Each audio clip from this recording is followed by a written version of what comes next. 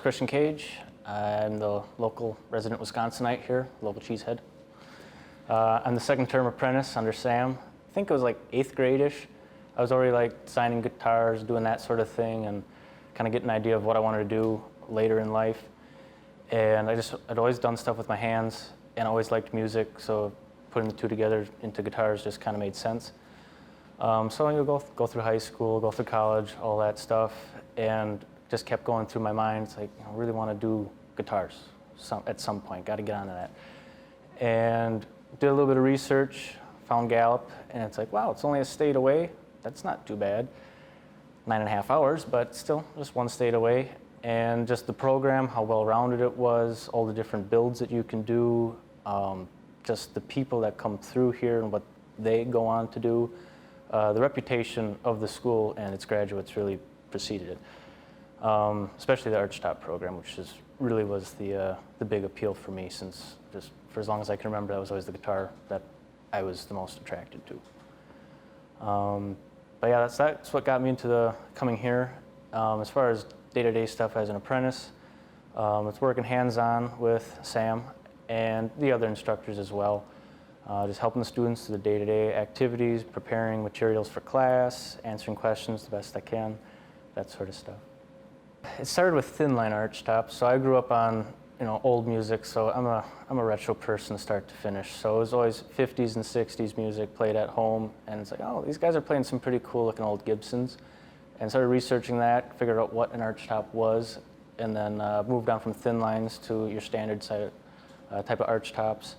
And just started going down the rabbit hole of all the different builders from way back in the day. And I mean, I'm a big fan of still the electric stuff, but over the last couple months, after building one as a student and just hearing what that sounds like acoustically, I started going even further back and looking at the original stuff from like the 30s and a little bit before that, and that sort of world. And that's really where I'm kind of pointing myself once I get to build my own stuff. It's like that acoustic archtop thing.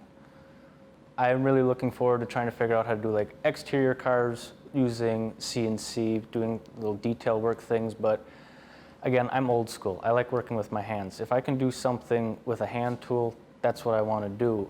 However, CNC is an important tool, I acknowledge that, and I'm really interested to see what I can do with that, kind of pursuing and sort of blending the two together the best that I can. But yeah, there's definitely a way to balance the two out. It's not like shunning one in favor of the other, but there's a balance to be reached between the two. Doing all the carving by hand, getting all those nice blisters and other lovely battle scars. But there's just something about that. The laminating process and doing all that, it's cool, but there's just something about carving that out by hand, having that more human element, that sort of personal touch as you're whittling away some wood and you see that scroll come up off the little finger plane. It's just, there's just something cool about it and satisfying to be able to look at that and say, I made that from scratch. It was a solid piece about that thick, and I carved out a 1/2 inch or whatever out of the inside of it, rather than I laminated some wood, put it in a press. So definitely a solid carve, for sure. To an extent.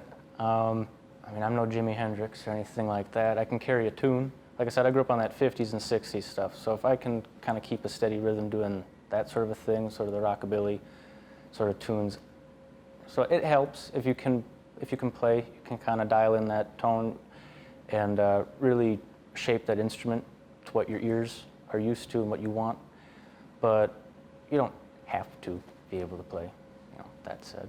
Yeah, growing up a lot of Gene Vincent, Eddie Cochran type stuff, but yeah, Charlie Christian's in there too, kind of going backwards a little bit. Just something about that, the way that they could articulate an instrument and make that kind of noise come out of a piece of wood with a bunch of metal strings slapped on it. There's just there's something captivating about that. Yeah, as a student, I really wanted to make that amp, but time didn't allow for it while I was a student. Now, being an apprentice, I get the opportunity to help the students build them, so I'm starting to get that experience with making one myself. And it's kind of a weird thing. I came in really liking electric guitars, and just amps are the greatest thing, pickups are the greatest thing, and then going through the program, it really kind of, I still like all that stuff, but acoustic stuff is starting to play a larger role in, I don't know, just preference, I guess, what I like to listen to.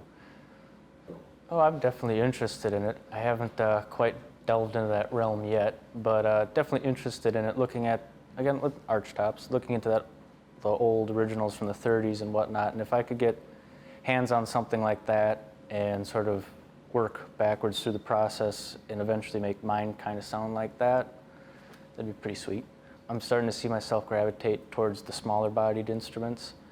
It definitely wasn't that way originally, but if I can find a way to make something smaller, still have a big sound in a way, I think that'd be kind of a cool thing to try and pursue.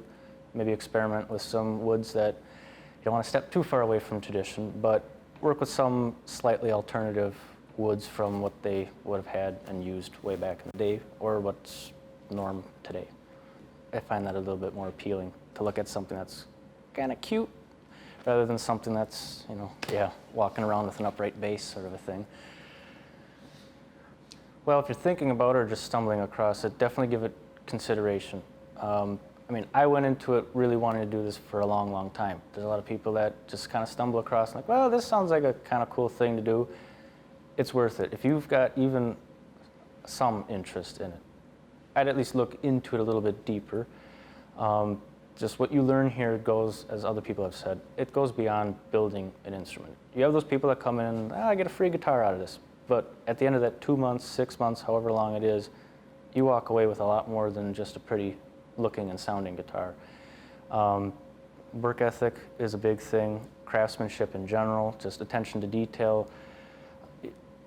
It's just things that you can apply to your daily life beyond just building an instrument. So you're coming here to learn to build a guitar, but you leave learning a lot more about just life yourself, things like that.